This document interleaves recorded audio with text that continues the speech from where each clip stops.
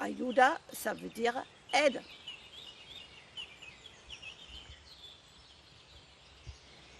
Galgos, les lévriers espagnols, sont élevés en Espagne en grande quantité pour être utilisés ensuite pour une chasse-spectacle, parfois aussi pour des courses. Mais au bout de 2 à 3 ans, disent les galgueros, un galgo, il est important pour nous, on les aime, mais ils n'ont plus aucune utilité pour nous. Donc, au bout de 3 ans, ce chien est tué, parfois confié à un refuge ou abandonné dans des territoires arides pour devenir chien errant. C'est pour ça Ayuda voudrait aider ces chiens-là de trouver un nouveau foyer, parce que Ayuda, ça veut dire aide. Les lévriers d'Espagne ne sont pas élevés en fonction d'un standard comme les éleveurs qu'on a en France pour une race de chiens. Et ils sont élevés en fonction de leur performance. Parfois, ils sont aussi mélangés. Ça veut dire qu'il y a un galgo mélangé avec un greyhound pour avoir un petit peu plus de force, puisqu'ils sont plus musclés. Parfois, c'est aussi d'autres chiens qu'on mélange. Mais essentiellement, les galgos qui sont ici à l'adoption, on voit qu'ils sont très, très différents. Alors, les galgos que nous avons à l'adoption, il y en a qui sont déjà dans une famille d'accueil, comme par exemple Balto. C'est un chien dans sa famille d'accueil. Il a appris à vivre ensemble avec les chats, parce qu'à l'origine, pour lui, le chat, c'était un peu une proie. Bon, il faut savoir aussi que les galgos qui arrivent au refuge sont récupérés de façon très différente. Par exemple, il y a ici la petite Elisa, elle a été trouvée dans un parc, mais elle était assez confiante, donc les gens ont pu l'attraper facilement. Il y a une autre chienne qui a été attrapée avec ce qu'on appelle une cage-trappe. Ça veut dire que c'est un chien errant et on met une grande cage avec la nourriture et au fur et à mesure qu'elle prend la nourriture, cette cage se ferme pour la récupérer, pour la mettre au refuge en sécurité, pour la soigner éventuellement si elle est blessée ou lui est blessé. Bon, parfois il faut les opérer. Bon, d'autres chiens sont trouvés. Entre autres, il y avait un chien qui a été trouvé dans des toilettes de chantier avec une patte cassée. Donc les gens du refuge l'ont récupéré, l'ont fait opérer et entre-temps c'est un chien qui va très très bien. Il y a par exemple Berna, c'était une chienne retrouvée quelque part. On a Borja, c'est un très grand galgo qui est très gentil, qui a besoin de vivre en famille pour prendre confiance. D'où la possibilité aussi de les placer en famille d'accueil, c'est très important parce que là, ils apprennent la vie en société. Et parfois, ça dure un certain temps, comme on a là-bas Mora, où au refuge, on pensait que c'était une chienne très calme, mais en fin de compte, dans la meute, on ne peut pas observer le chien comme il faut. Et c'est une chienne qui est encore assez traumatisée, mais elle fait des progrès dans sa famille. Elle n'a plus du tout de problème avec la femme. Elle a encore peur de l'homme.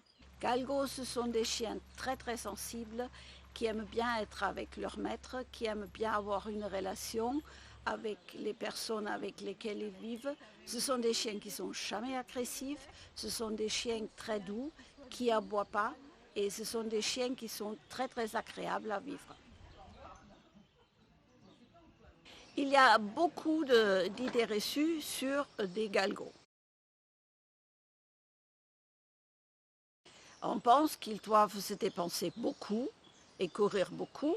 Il suffit qu'ils courent une fois par jour, un quart d'heure dans un jardin ou un terrain clos. Un galgo est au repos 18 à 20 heures par jour. Il n'est absolument pas nécessaire de faire une balade de 3 heures et de le faire courir ensuite une demi-heure à côté du vélo. Des balades, si on n'a pas de jardin, ça suffit. Et ensuite, un galgo, il aime beaucoup son canapé.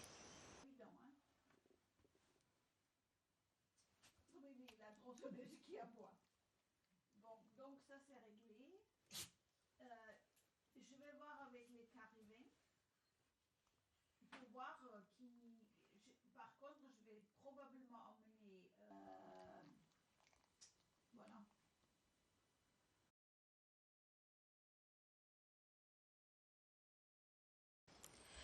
Une autre idée reçue concernant les galgos est qu'on ne peut jamais lâcher un galgo. Il faut qu'il reste toujours en laisse. Ce n'est pas tout à fait vrai. Au départ, il faut le tenir en laisse, absolument, c'est sûr. Mais si le chien il a appris le rappel, si le chien a confiance dans son propriétaire et si l'environnement est bien, qu'il n'y a pas de danger, qu'il n'y a pas de chipier, lors d'une balade, il est tout à fait possible d'arriver à lâcher son galgo. Ça dépend de son traumatisme et ça dépend son passé.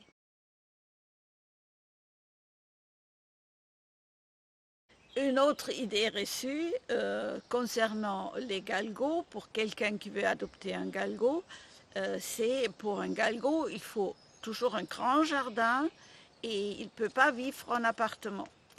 Cela dépend de la personne, ça dépend surtout du temps que la personne a consacré à son galgo. Un galgo peut très bien vivre aussi en appartement si la personne est là et si elle peut faire des balades régulièrement. Un galgo seul dans un jardin, ben, il va être malheureux, il va être très triste. Ça ne suffit pas d'avoir seulement un jardin bien clôturé. Il peut très bien vivre en appartement parce qu'il a envie d'être avec son humain. Donc, appartement et galgo, c'est tout à fait compatible. Alors j'ai découvert la problématique des galgos. En fait, c'est mon épouse Régine qui a découvert ce scandale vis-à-vis des chiens.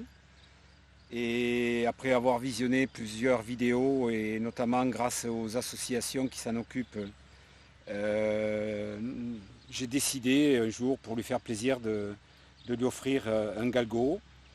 Et grâce à Monica, que j'ai rencontrée rapidement, nous avons pu garder tout cela secret, alors qu'il y a eu 2 à 3 mois de négociations pour trouver le galgo qui nous corresponde, pour garder le secret. Et nous avons commencé par Anna, qui en plus était accidentée, donc il a fallu en plus s'occuper de son problème de hanche qui était abîmé.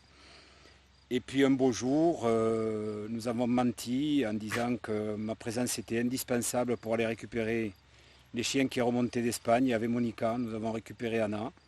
Et à 6 h du matin, quand nous avons ouvert la porte de la chambre, mon épouse dormait et elle était ravie de découvrir Anna. Et depuis, c'est du pur bonheur. Et puis comme avec un, ça n'a pas suffi, 2 ans après, nous avons adopté Ouri. Et ils forment tous les deux un très beau couple. Et nous vivons un vrai bonheur avec ces chiens-là qui sont très affectueux.